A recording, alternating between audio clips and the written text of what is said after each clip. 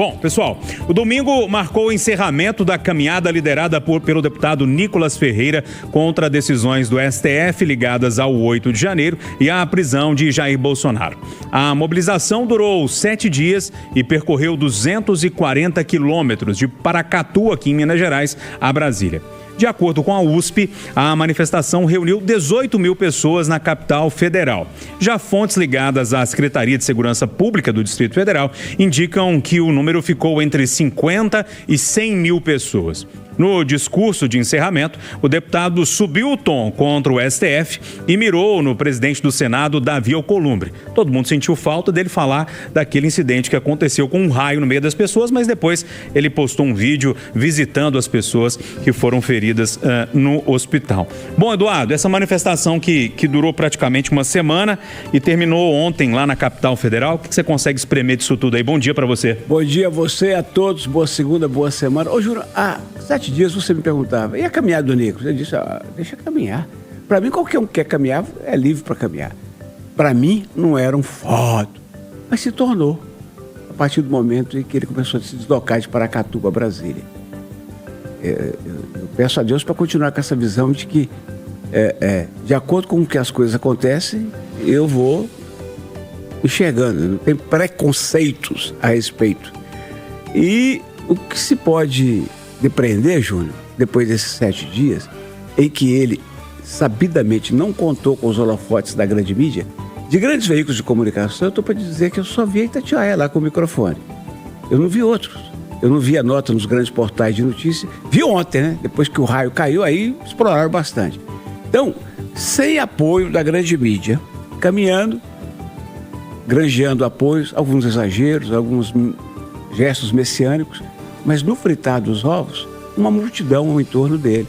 Isso revela que o Nicolas, de fato, é muito forte, que o Nicolas, se não para 2026, que ele também é inteligente e tem tempo para isso, vai se revelar a grande força da direita para 2030, ninguém vai tirar isso dele, não vai ser fácil tirar. Ele vai ter que errar demais para perder isso, e ele não é do tipo que erra. Resumindo a prosa, Júnior, ele mostrou que é muito forte. Ninguém junta aquela multidão, não sei se 18 mil, 100 mil, mas tinha muita gente debaixo de uma chuva que inclusive provocou hipotermia em dezenas e dezenas de pessoas. Fenômeno o tal do Nicolas, viu, Júnior? Ô, William Travassos, a caminhada aconteceu, o encerramento dela também, com muita gente. Aí os números é uma discussão à parte, mas os números mostram que muita gente estava ali em Brasília.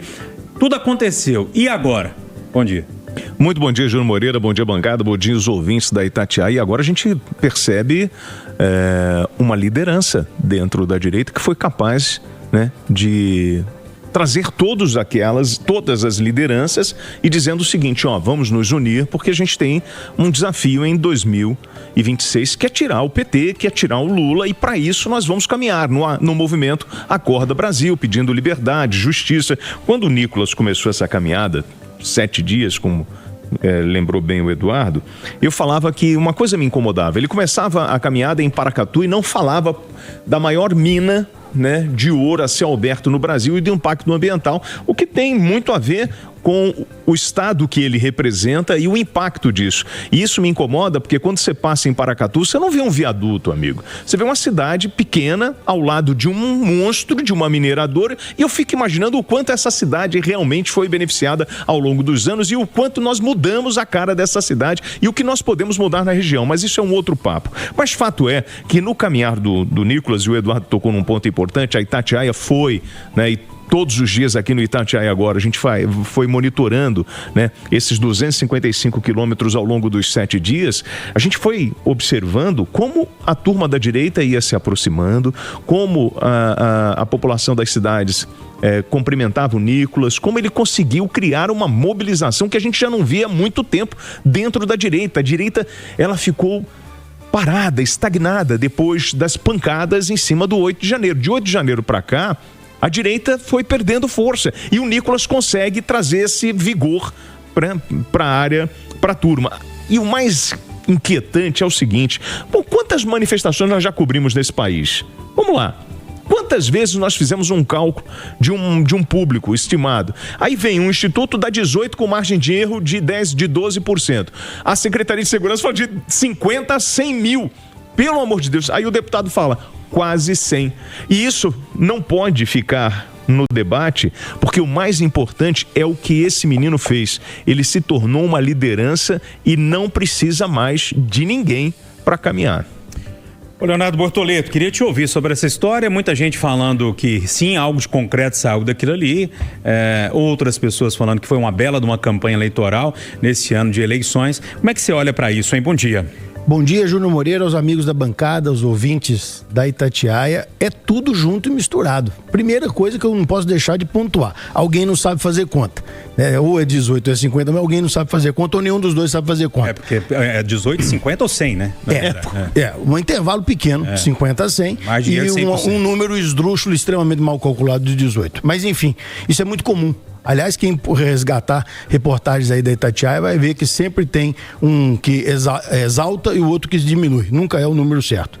Agora, a questão aqui importante, independentemente de ser parte de uma estratégia de campanha política, que é totalmente lícito que assim o seja, o movimento feito pelo Nicolas traz à tona ou resgata temas importantíssimos das últimas semanas que não podem cair no esquecimento. Acho que esse é o grande mérito dessa caminhada, não só a de união de um conceito e de um pensamento, mas para poder revigorar que as coisas não estão resolvidas.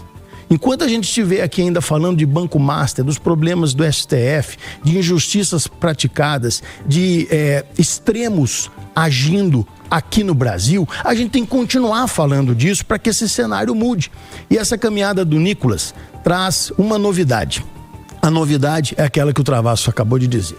A direita ainda vive, a direita ainda está se movimentando, e em um ano eleitoral nada mais oportuno para a direita do que iniciar o ano de 2026 com uma caminhada como essa. Talvez é a esperança da direita em fazer frente ao governo de esquerda que está hoje posicionado aqui no Brasil. Júlio, sobre o número de manifestantes, a Polícia Militar adotou uma postura uns 15 anos atrás que é a mais inteligente de todas. Não divulga. Por que você vai brigar? Porque a Polícia Militar falava assim, 8 mil pessoas. Aí quem estava promovendo, não, é 100 mil. Quem estava contra falava, não, é 1.000. Não divulga. Agora, uma coisa está clara, é só olhar a foto, gente. Era uma multidão, isso é que importa. Pessoal, vamos dar um pouquinho de assunto aqui. Justamente quando se completam 7 anos da tragédia da Vale no rompimento da barragem Córrego do Feijão, lá em Brumadinho, na região aqui metropolitana de Belo Horizonte, que matou 272 pessoas, uma estrutura também da Vale se rompeu na manhã deste domingo em Congonhas, na região central de Minas. A água que saiu da barragem não foi em grande quantidade e não gerou grandes problemas. Na tragédia de Brumadinho, que durou cerca de 2.558 dias, desde janeiro de 2019, o Corpo de Bombeiros aqui de Minas Gerais encerrou as buscas pelas vítimas nesse domingo. Também foi concluída a vistoria de todo o rejeito referente ao desastre. William Travasso, tem duas coisas aí para a gente debater, né? Todas as duas coisas envolvem a Vale. Primeiro, essa questão, eles não estão chamando de rompimento, né? Eles estão chamando de transbordamento de um dique, de uma estrutura lá da Vale, e também o fim das buscas pelos corpos lá em Brumadinho, tragédia também provocada pela Vale. E aí eu volto em Paracatu e a minha provocação em cima do Nicolas. Sabe por quê, Júnior? Quando você pega a 040 e vai em direção a Congonhas, Conselheiro Lafayette, você vê o poder, né, dessas mineradoras e o como elas estão avançando. Você passa na Serra da Moeda, você passa, né, ali pelo Viaduto das Almas, você tem um cenário que fala assim, cara, estão destruindo tudo, né? Qual é o impacto disso na vida das pessoas? Mas está gerando muita grana. E o impacto ambiental? O senhor prefeito de Congonhas, Anderson Cabido, foi no local, dizendo o seguinte, essa água atingiu o córrego que vai dar acesso ao Rio Goiabeiras, que passa no meio da cidade lá de Congonhas, e com o risco de chegar no Rio Maranhão. Aí eu fico pensando, e agora qual é a maneira da gente recuperar isso? É grana? A gente sempre vai falar de grana, porque o que eu ouço aqui o tempo inteiro é isso, a reparação dos danos em dinheiro, as vidas por dinheiro, é só isso que eu ouço, enquanto nós observamos a topografia mudar A imagem de Minas Gerais está mudando ao longo dos anos. Você vê montanhas que não existiam, passam a existir porque começa a acumular os resíduos dessas mineradoras. Em outro lado, onde tinha montanha, não tem mais, tem um buraco. E tá tudo bem, a gente resolve isso com dinheiro. Tá bom. Olha só, as empresas, né, enviaram nota aí, Itatiaia. Eu vou separar um tempinho aqui para ler na íntegra, né, o que elas disseram. Por exemplo, a nota da Vale. A Vale esclarece que na madrugada desse domingo houve um extravasamento de água com sedimentos de uma cava da mina de Fábrica em Ouro Preto. O fluxo alcançou algumas áreas de uma empresa.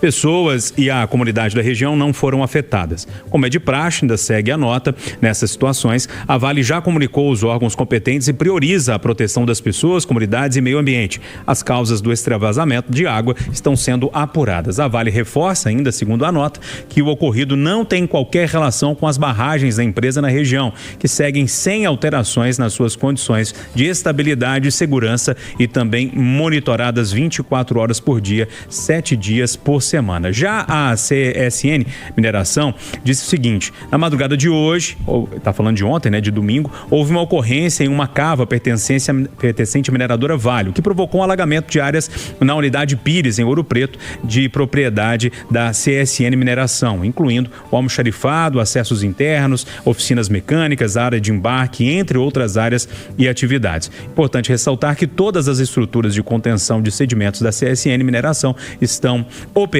normalmente. A CSN Mineração, segundo a nota, informa que, desde o primeiro momento, acompanha a situação de forma permanente para que as autoridades competentes também todas já estão comunicadas. Bortoleto, queria dar o lado das empresas também para a gente fazer o bom jornalismo, mas queria te ouvir sobre isso tudo, sobre esse transbordamento ou extravasamento que eles chamam e também o fim das buscas lá em Brumadinho. Júnior, foi bom você ler a nota, porque eu ia comentar exatamente sobre isso, porque extravasamento não é rompimento não é transbordo, são situações diferentes. E também lembrar à população duas coisas. Primeiro, a gestão da Vale hoje não é a gestão da Vale da tragédia de Brumadinho. Nós estamos falando de outra formação de conselho de direção executiva. E quem analisa os balanços, outro ponto, quem analisa os balanços da Vale consegue perceber nitidamente a mudança radical no conceito de segurança e ESG da Vale nos últimos anos. É óbvio que fatalidades não se controlam ao máximo. Quem pode se dizer, ou qual setor da economia pode se dizer 100% seguro sobre qualquer tipo de aspecto? Reparações como as que foram feitas foi o que foi possível.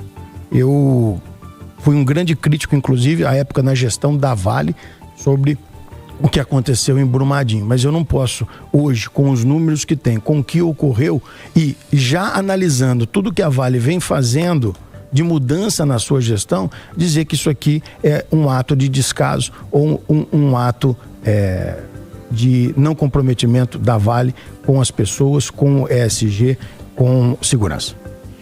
E aí, Eduardo, mais um extravasamento que chama o negócio, né? Diz que tem diferenças, mas vamos lá. Eu vou extravasar um sentimento aqui, que embora respeite todas as ponderações do nobre Bortoleto e concorde, a situação hoje não é aquela, esse extravasamento de ontem foi uma lembrança de que há 7 anos cometeram um crime gravíssimo e que ninguém foi punido. Construíram um restaurante debaixo de uma represa para que os próprios funcionários morressem. Eduardo, mas não foi assim, não foi porque durante a investigação houve planilha dizendo que eles tinham calculado quanto que seria a indenização das pessoas caso houvesse o rompimento. Então, ótimo que os dias de hoje já não são tão angustiantes no que toca à prevenção quanto os de antigamente. Mas aquela tragédia, assim como a de Mariana, não pode ficar sem ninguém na cadeia, Júlio. Isso é falta de respeito com a memória de 270 pessoas, 2 senhoras grávidas, que morreram sem entender por quê. Isso é falta de respeito com a prefeita de Martinho Campos, que ontem publicou uma carta maravilhosa ao filho morto naquele desastre. E falta de respeito com as famílias de 2 pessoas cujos restos mortais, ou segmentos, como a gente costuma dizer, sequer foram encontrados. Aquele extravasamento de ontem foi uma lembrança de que até mesmo a tolerância tem limites. O extravasamento é de indignação. É isso? Ah, mas eu tenho que fazer uma provocação a você que está me ouvindo. Entra no mapa e vê lá a cidade, né, de Congonhas, procura essa mina, né, onde aconteceu isso. Vê lá que do ladinho, entre uma coisa e outra, você tem o Parque Ecológico da Cachoeira e procura uma estrada, a MG 442, que vai para Belo Vale e vai até o Pico da Bandeira, ou Pico Bandeira, e você vai ver como aquele cenário está hoje e qual é o impacto de uma mineradora numa região. Olha só, pessoal, após os debates sobre mineração e energia, o Elos Itatiaia inicia um novo ciclo. Diga, Eduardo. Eu falei Martinho Campos, Mário Campos, que é um município que fica ali pertinho de Sazeda e próximo ao episódio de Brumadinho. Prefeito de Mário Campos. Eu recomendo a quem não viu, dá uma olhada no site da Itatiaia, a carta dela. É emocionante. Após os debates sobre mineração e energia, o Elos Itatiaia inicia um novo ciclo de discussões com foco em cidades e infraestrutura. O projeto vai tratar de temas como transporte, saneamento, mobilidade e serviços públicos, buscando caminhos para ampliar a capacidade de atração de investimentos nos municípios. Aqui em Minas Gerais, Bortoleto, quero começar com você onde há 853 municípios, 853 cidades, maioria de pequeno porte, as limitações orçamentárias tornam um desafio ainda maior. Mas o debate, a partir do Elos, a partir de hoje, com reportagens, depois com o fim do século, com um grande evento envolvendo todos os interessados nessa história, é para realmente debater como é que a gente pode transformar infraestrutura em desenvolvimento, é isso? Exatamente isso, e essa discussão ela é urgente, Júnior, porque é impossível pensar em desenvolvimento econômico sem infraestrutura. Faço aqui uma provocação. Quantas vezes você, ouvinte da Itatiaia, deixou de ir para um lugar porque ali não tinha jeito de acomodar adequadamente a sua família? Então você não fez essa viagem, você escolheu outro ponto, porque o avião não chegava, porque o transporte do ônibus não era adequado, porque a estrada não estava boa, porque o saneamento não é adequado ou bom na região. As nossas escolhas, mesmo que sem percebermos, elas são pautadas por ter ou não infraestrutura. E no caso específico do nosso estado, com tantos municípios como nós temos, e o problema orçamentário que existe, alternativas são parcerias público-privadas bem estruturadas. E é mais do que urgente discutir esse tema e ver as melhores alternativas para o estado e para o Brasil. E aí, William Travassos, mais um ciclo de debate do Elos e agora debatendo, acho que a gente pode resumir a próxima, falando de cidades, né? De infraestrutura em cidades. Eu trouxe aqui o exemplo de Paracatu. Né? O que mudou João Pinheiro, Paracatu, com a presença da mineração? Você passa ali, é um verdadeiro emaranhado de carros e carretas cruzando a 040, trazendo um risco para a população. E a gente tem que colocar isso, porque o debate é importantíssimo, Júnior. É o campo das ideias que a gente consegue enxergar caminhos e mudar essa realidade, parte dessa realidade que o Bortolho está falando. O Estado tem um potencial de turismo absurdo, de negócios, e a gente precisa investir nos municípios. E é um desafio monstruoso. Você vai ver agora, a gente tem Formiga, com a principal ponte lá que tá com problemas na sua estrutura. Como é que a gente resolve um problema rápido desse no município? É com investimento, cara, com infraestrutura, é com força de liderança. E aí a gente tem que entender quem é que está no protagonismo do Estado. Debate que começa hoje, Eduardo, cidades e infraestrutura. Importante tema, que você gosta de falar sobre isso. Eu gosto muito e me dá muita tristeza de ver que os municípios onde a vida acontece têm tão pouca participação no que é arrecadado no país. Isso é uma tristeza. Mas com esse pouco daria para fazer muita coisa, só que tem prefeito também que é muito ruim, sabe, Gil? Tem prefeito que é muito fraco. Tem prefeito que passa a vida inteira, 20 mandatos e não resolve nada. Eu hoje estou frequentando mais Brumadinho, o povo lá de vários distritos, que é um coreto na praça. Aranha é um deles, que é um coreto na praça para se reunir no domingo, não consegue. Brumadinho, rapaz. Não é lá que tem essa fortuna de vale, de tudo? Então, é como diz a professora Andresa, prefeita de Mário Campos, na carta ao filho morto. O que conforta é que o amor vence a morte. Ponto final, nosso Conversa de Redação. TV Eduardo Costa, William Travassos e Leonardo Bortoleto.